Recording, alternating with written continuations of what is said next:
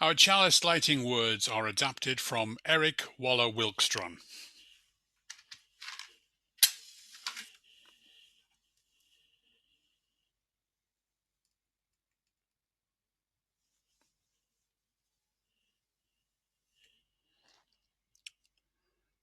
We light this chalice for all who are here and all who are not, for all who have ever walked through our doors, logged into our Zoom services, and walked a little way with us. We light this chalice for those who may yet find this spiritual home, and for those we can't even yet imagine. For each of us and for all of us, may this flame burn warm and bright. And we sing together our opening hymn, which is We Laugh, We Cry.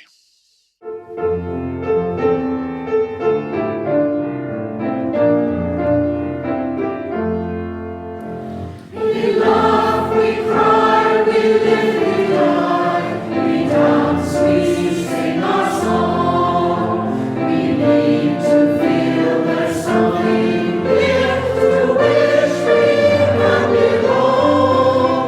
We need to feel the freedom just to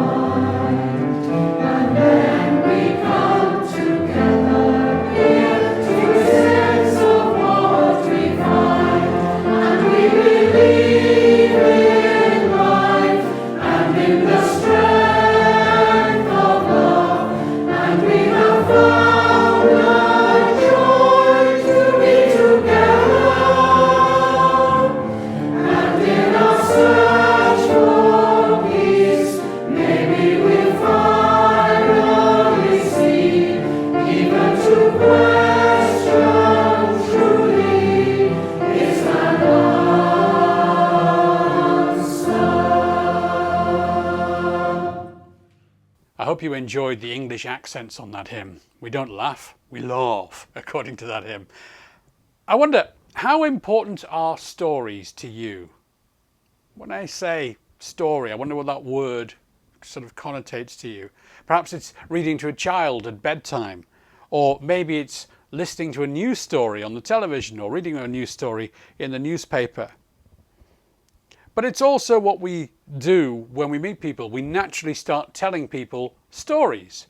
Someone says, "How are you?" And you say, "Well, yeah, I bought that new car and it was a mistake." It might not be an exciting story that you're telling, but we do live on stories.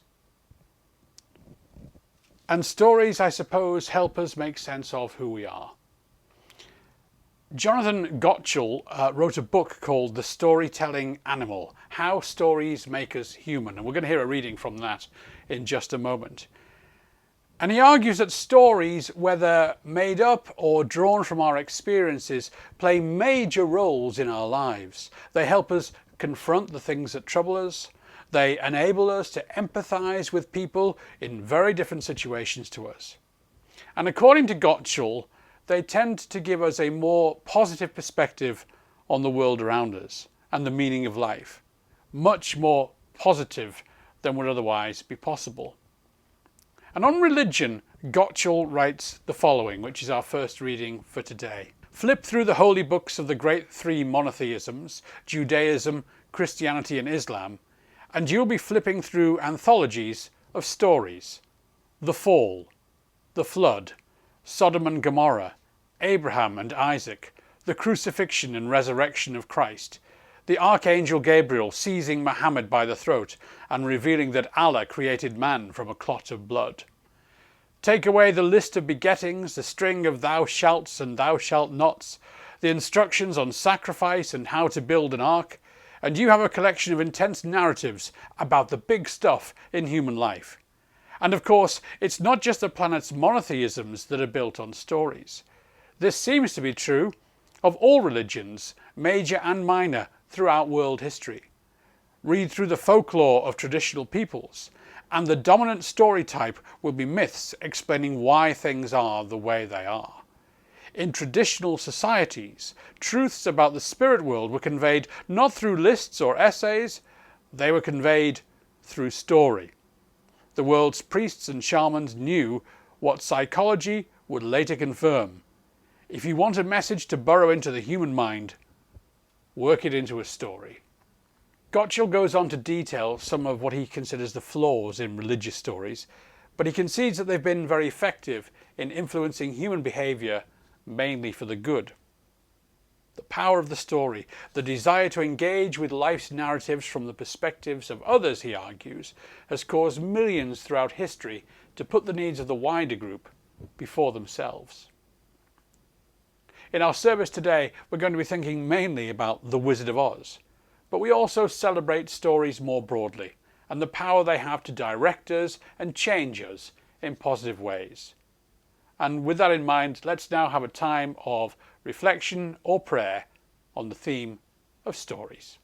Let us give thanks for stories. Stories that are real and stories that are made up. Stories that make us laugh and stories that make us think. Stories we experience in books and theatre, television, cinema, art, music and so on. And stories we experience in the people we know and in our own lives. Let us give thanks for all stories, whether inspiring or scary, troubling or affirming, that point us towards the source of all that is good, the spirit of love in which we find hope, meaning, and direction. We give thanks for the story of each new day, for sunshine and rain, for days of work and days of celebration, for the people we share our lives with, for those who play a part in the story of our lives and those in whose lives we feature.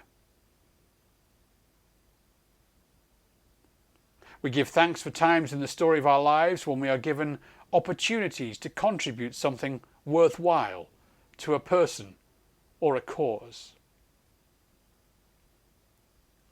We give thanks also for those times when, in the sharing of stories and ideas, we are allowed not to take ourselves too seriously.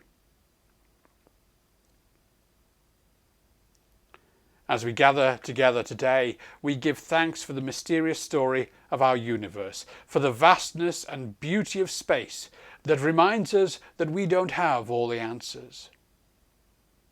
We give thanks for the power that stories have to help see things in a different light, empathize with others, and believe in the power of love. And to the power of that love, we dedicate our time together. Amen. I want to share with you now a very short story. Blink and you'll miss it. It's from Anthony de Mello and his book Heart of the Enlightened. The story goes like this. A group of tourists stranded somewhere in the countryside were given old rations to eat. Before eating the food, they tested it by throwing some of it to a dog who seemed to enjoy it and suffered no after effects.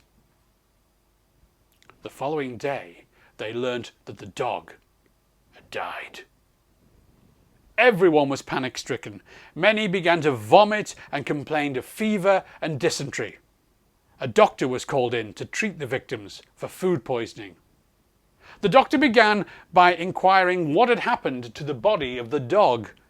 Inquiries were made. A neighbour said casually, "Oh, it was thrown in a ditch because it got run over by a car." The power of the story. Stories matter.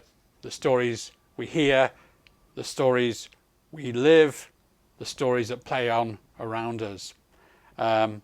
And today we might be thinking of the stories that are happening right now in our world. And it's very easy to start feeling quite negative about some of those stories. We might, for example, be thinking of the story of Afghanistan now that it is in control of the Taliban, and that terrifying situation there, and the harm done to so many people in that country in its story over many decades. We might be thinking about that story that is the terrible suffering in Haiti at the moment following an earthquake that has killed many people. We might be thinking of the story of our planet and how we do or don't look after it. And it's possible, as we think of those stories, and we should think of those stories, but it's possible for it to put us in a negative state of mind, a cynical state of mind. And that might not be helpful, because we need some level of positivity if we want to make a difference in the world, to be the change we want to see in the world. So let's pause now for a song that I've always found helpful in more negative times, when I've looked at the world and thought, you know what, I can't make a difference. And it's a song by an American Methodist that I encountered many years ago, and his name is Ed Kilborn, and the song is called Show the Way.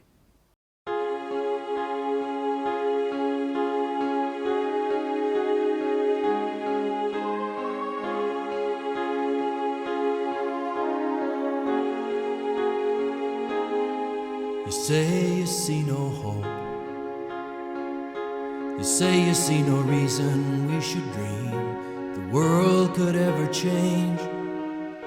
You're saying love is foolish to believe, 'cause there'll always be some crazy with an army or a knife to wake you from your daydream, put the fear back in your life. Look, if someone wrote a play just to glorify what's stronger than hate, could they not arrange the stage to look as if the hero came too late? He's almost in defeat. It's looking like the evil side will win, so on the edge of every seat, from the moment that the whole play begins, It is love who mixed the mortar, love who stacked these stones, love who made this stage here. But when it feels like we're alone, in this scene set in shadows, like the night is here to stay, there is evil cast around us, but it's love that wrote the play. And through this darkness, love will show the way.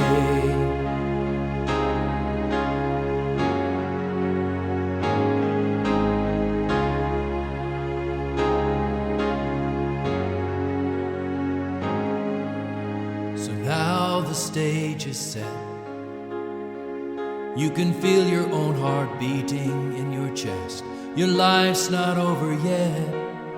It's time to get up on your feet and do your best to play against the fear, to play against the reasons not to try, playing for the tears burning in the happy angel's eyes. For it's love who mixed the mortar, love who stacked these stones, love who made this stage here. But when it feels like we're alone, in this scene set in shadows, like the night is here to stay, there is evil cast around us, but it's love that wrote the play. This darkness, love will show the way.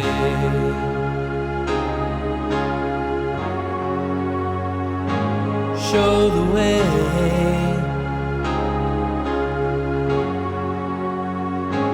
Show the way.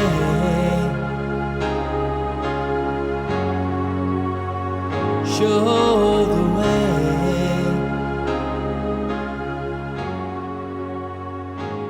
Show the way.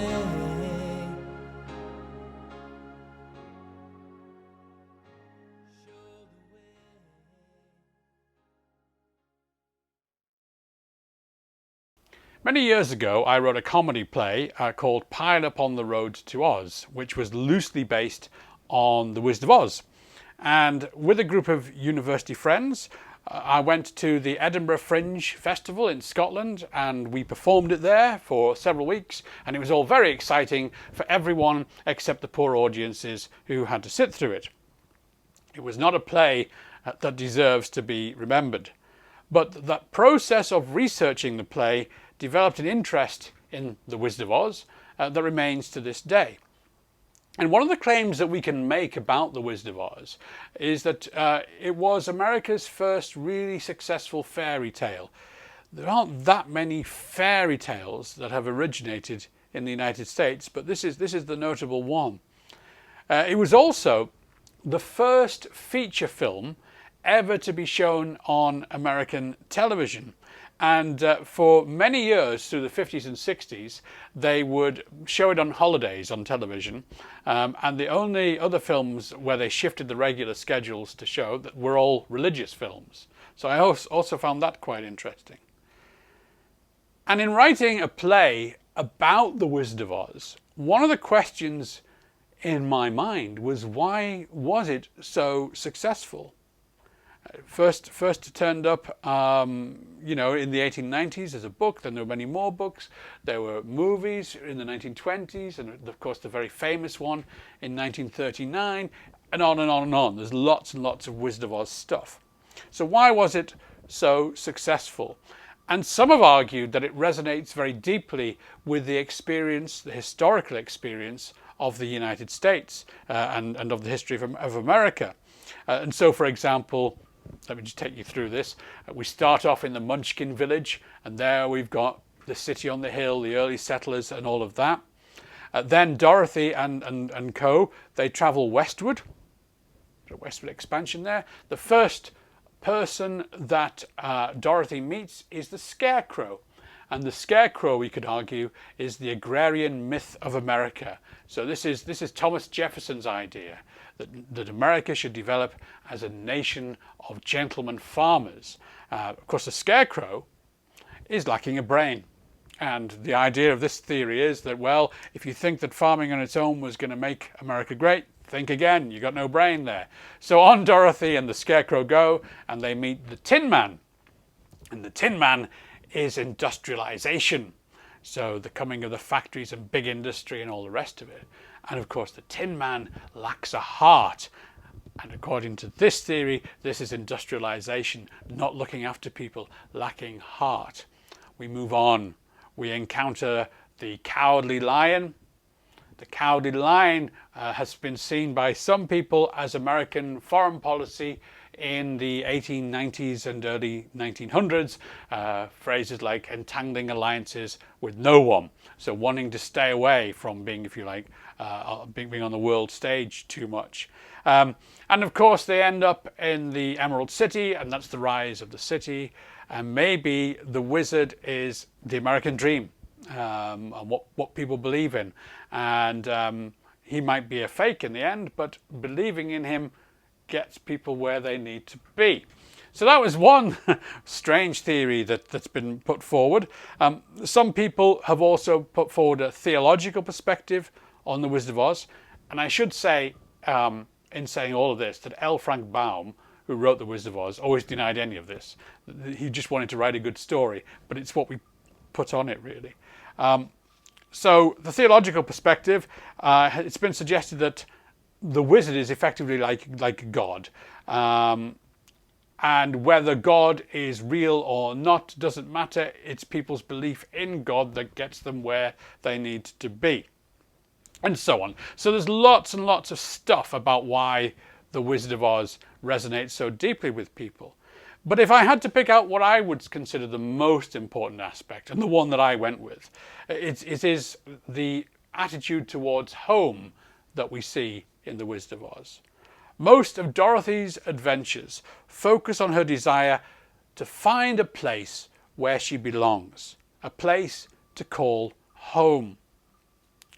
In this, it follows precedents that were established thousands of years earlier.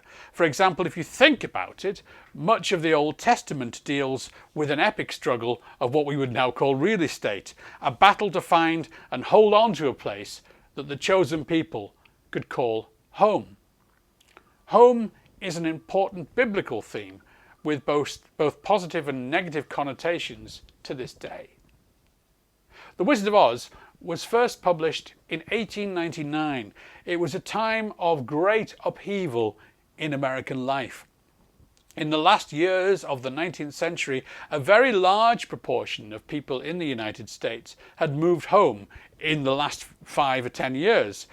Some, of course, from other countries to the United States, but there was also a lot of migration within the United States from place to place. So it was a nation on the move. And yet in this time, the favourite home decoration was a simple sampler with the words "Home, Sweet Home" written on it. Many people in America were homesick. And even as they struggled to make a home in unfamiliar places, there was that suspicion that home was either something that they had left behind long ago or something to which they aspired to in the future. That sort of tension was there all the time. That sense of dislocation also existed here in the United Kingdom. Between 1800 and 1850, Britain became the first big industrialised nation. So in 1851, Great Britain officially became the first nation on earth where more people lived in towns than in the countryside. Economic realities forced people out of the countryside and into towns, where many ended up in overcrowded slums and worked long hours in factories and mills in often grim conditions. Like Dorothy in The Wizard of Oz, they may have longed for the homes that they'd left behind. And it's no coincidence that in this era, home was also a very popular theme in evangelical hymns, and I've made a study of these sorts of hymns. And interestingly enough, it was often portrayed as a state of being after death. So here's a little sample of an evangelical hymn of the era. I am a stranger here. It's all right, I'm not going to sing it. I am a stranger here. Heaven is my home. Earth's frowns I will not fear. Heaven is my home.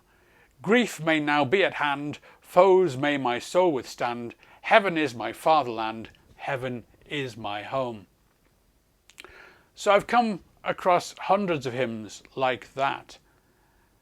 And whilst I think it's good that people found some comfort in them, it's also very sad that they portrayed life in the here and now in such negative terms. However, I think it does illustrate that desire for all of us really to find that elusive thing called home, that need to belong, not someday, but now, not somewhere over the rainbow, but right where you are right now. That's a powerful need, I think, within every person. And there is research that demonstrates that the number one reason that people are drawn to religious communities is that sense of belonging, that need to belong, a feeling of being at home, a feeling of community. It's not kind of belief or doctrine or anything like that. It's the need to belong. And with this in mind, I want to read a short list of some of the definitions of home that a charity called Shelter has provided. Shelter is a charity in the UK that works with homeless people. And as I read the list, I invite you to think about the different ways in our lives and in our spiritual communities that we might reflect these qualities of being at home. So this is what it says. A home should provide adequate privacy and space. A home should provide security. A home should provide a healthy environment. A home should provide links to a community.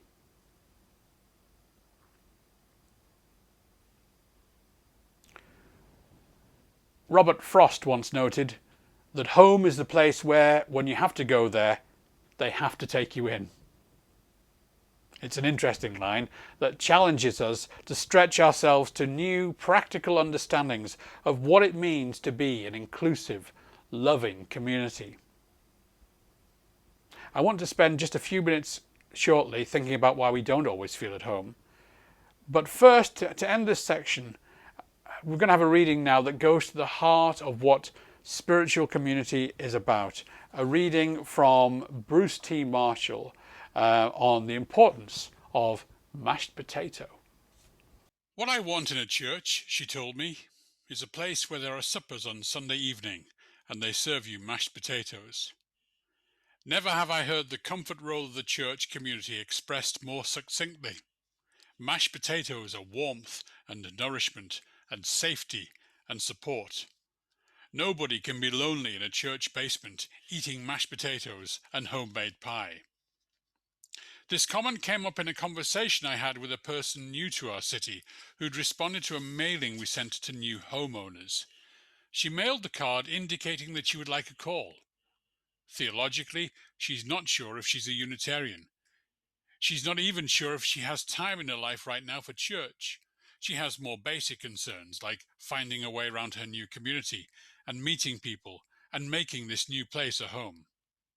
Yet she identified a need, and I honor that. I remember this conversation as I see new people coming into our church. They may look puzzled or awkward or amused or critical, but I think I know what a lot of them are looking for. It would be a shame if our lives became so busy and important that we didn't take time to offer each other mashed potatoes.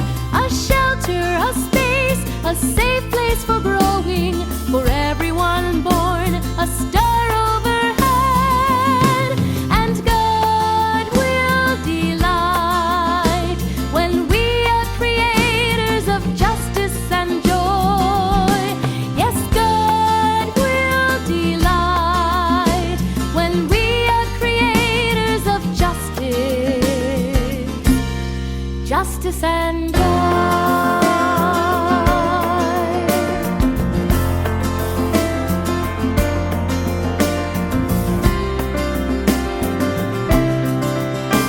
For woman and man, a place at the table, revising the roles, deciding the share, with wisdom and grace, dividing the power.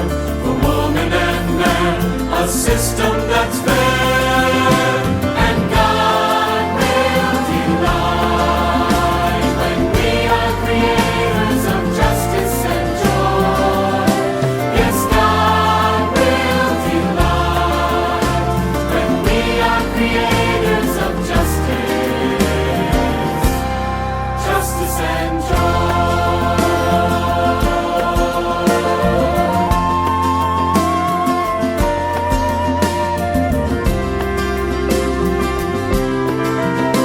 For young and bold, a place at the table, a voice to be heard, a part in a song.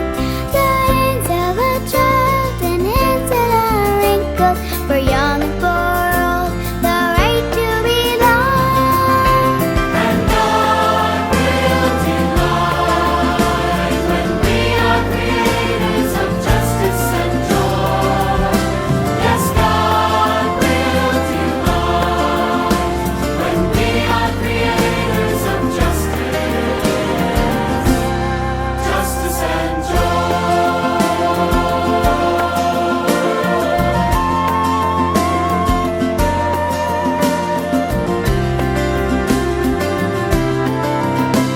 For just and unjust, a place at the table, abuser abused with need to forgive. In anger, in hurt, a mindset of mercy. For just and unjust, a new way to live. And God will delight when we are creators of justice and joy. Yes, God will delight when we are creators of justice and joy. Justice and joy.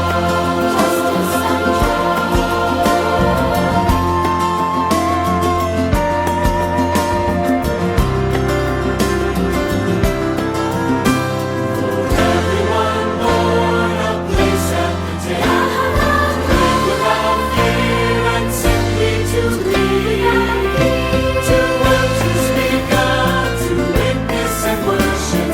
For everyone born the right to be free, and God will delight when we are creators of justice and joy. Yes, God will delight when we are creators of justice and joy. Justice and joy will delight when we are creators of justice and joy. Yes, God will delight when we are creators of justice and joy. Justice and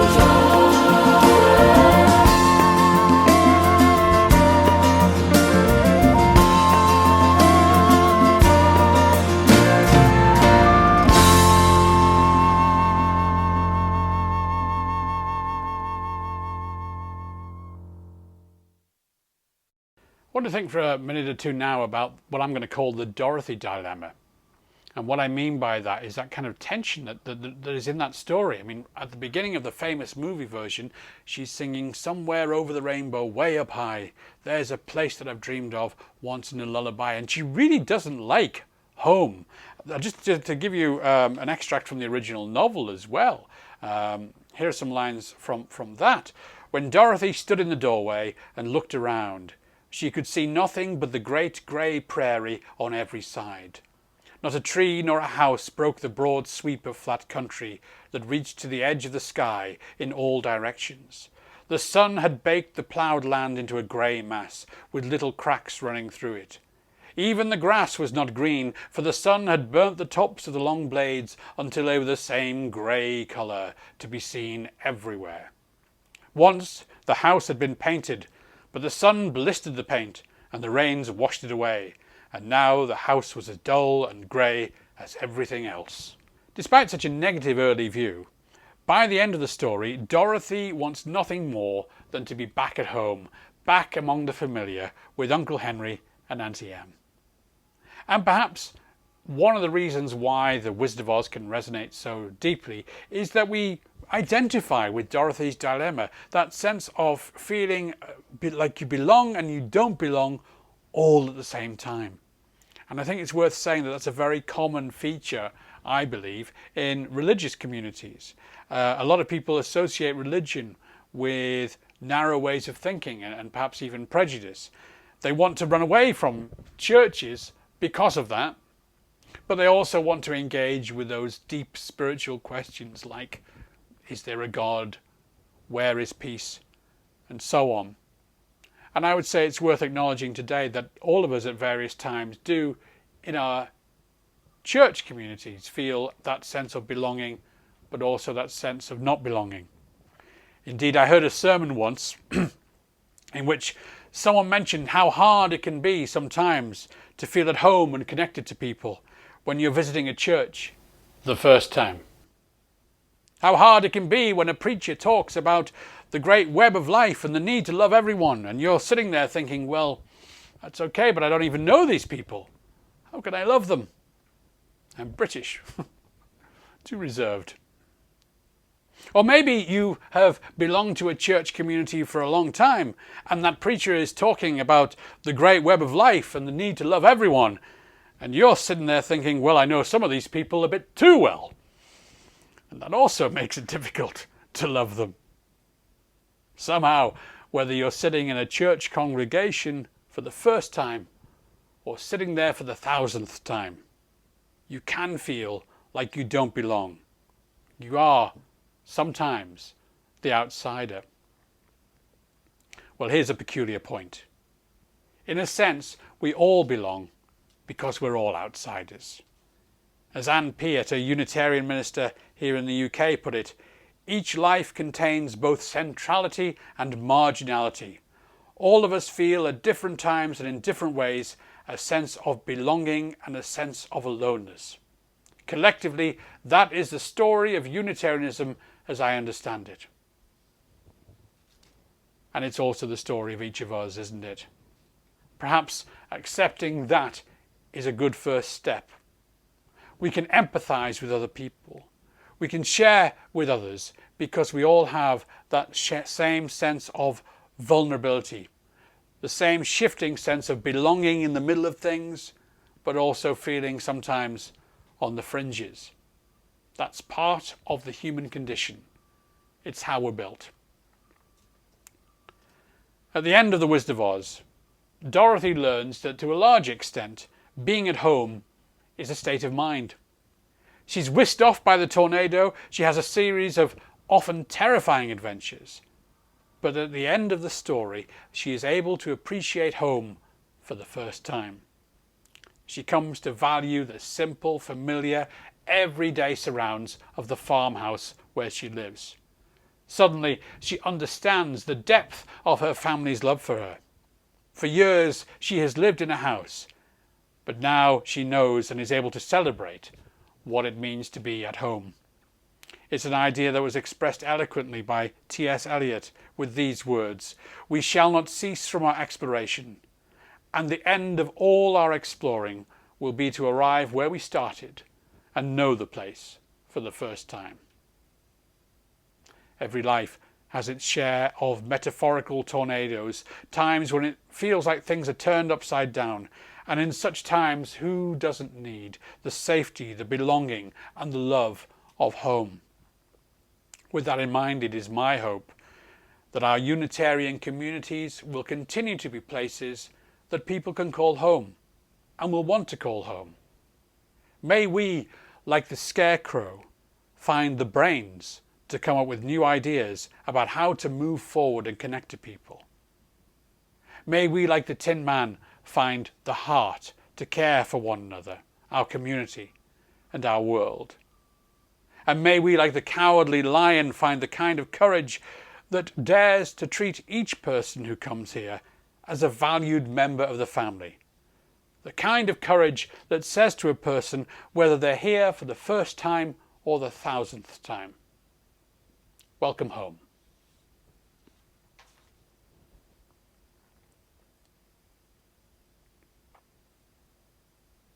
Let's have now a time of reflection or prayer for people around the world.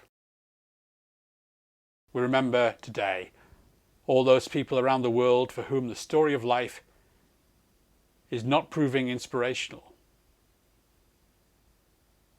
We bring to mind those caught up in the dramas of political unrest around the world, remembering the people of Afghanistan. We think also of recent stories that have involved dramatic natural events, remembering those who have lost loved ones or homes in the recent earthquake in Haiti, those affected by forest fires in California, those who continue to struggle because of coronavirus. Even when we feel we can't do much, may our empathy for those in need be part of the story, moving us to loving action wherever we can.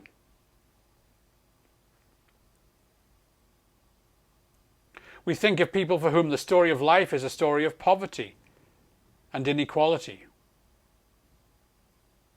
Those without food to eat or a place to call home.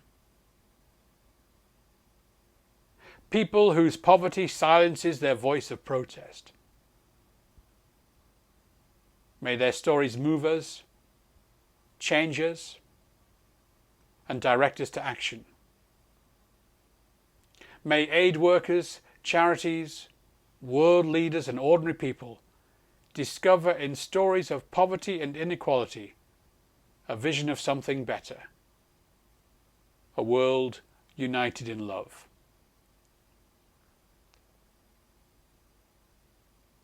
We remember people for whom life seems a sad story. We think of those mourning the loss of a loved one, those who are lonely, those who for whatever reason do not see the value in themselves. May we see in their stories the fragility of all human beings, including ourselves. And in responding to such need, in becoming a part of the story of people who we can help, may we discover a vision of something better, a world united in love. Amen. I was looking for a final hymn that would have a kind of Wizard of Oz resonance. And with that in mind, our final hymn is Flying Free.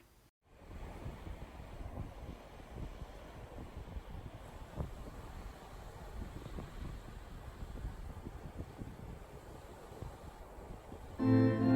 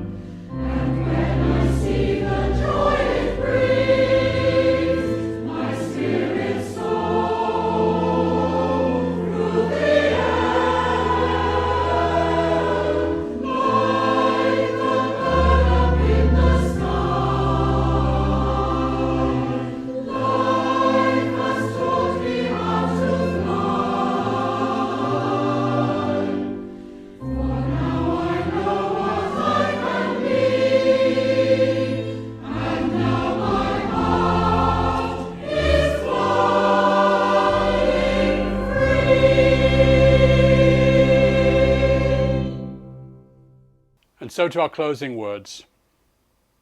In our lives may we know holy meaning, the mystery that breaks into each moment. May we live at peace with our world and peace with ourselves. And at the centre of our story every day, may there be love within and love to share. Amen.